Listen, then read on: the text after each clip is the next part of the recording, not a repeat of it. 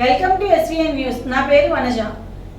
Visakhapatnam TDP కార్యాలయంలో భరత్ గారి జన్మదినం సందర్భంగా బ్లడ్ డొనేట్ కార్యక్రమం చేయడం జరిగింది.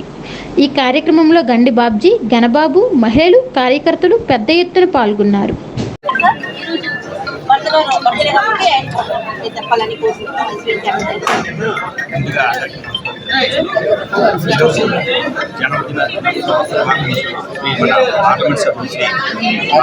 జన్మదిన శుభాకాంక్షలు.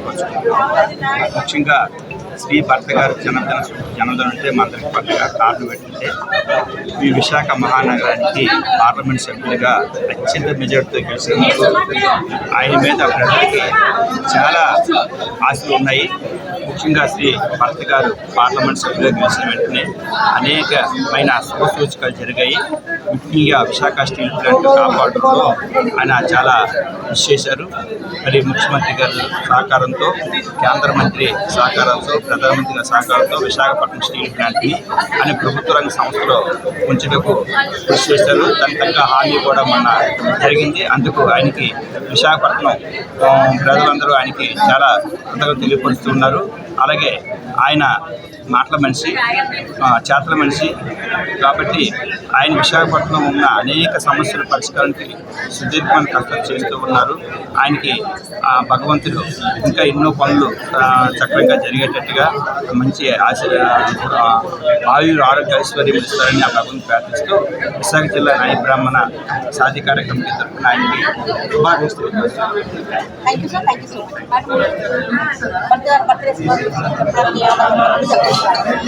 భర్త గారు ఈ రోజున ముందు నూరేళ్ళు ఆయురారోగ్యంతో ఉంటారు కూడా. ఎందుకంటే ఈ రోజున రాష్ట్రం ఎలా ఉందనేది అందరికీ తెలుసు. ఈ రోజున మనం తెలుగుగా ఒక నాయకుడిని మనం ఎంచుకున్నాము ఈ రోజున. కాబట్టి ముందుకి మన భవిష్యత్తు బాగుంటుందని నేను కోరుతున్నాను. ఓకే అమ్మా, thank you so much. Bharat గారికి జన్మదిన శుభాకాంక్షలు.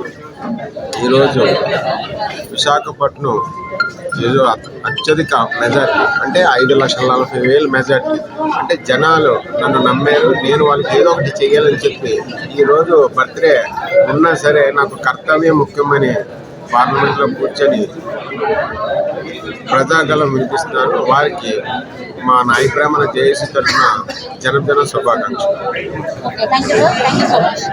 ఈరోజు విశాఖపట్నం ఎంపీ మిస్టర్ భరత్ గారు బర్త్డే సందర్భంగా అందరూ నాయకులు, పెద్ద లీడర్స్ అందరూ ఆయనకి శుభాకాంక్షలు తెలుపుతూ ఆరు ఆరోగ్యాలతో 100 సంవత్సరాలు హ్యాపీగా ఉండాలని కోరుతున్నాను. సెలవు తీసుకున్నాను. Thank you.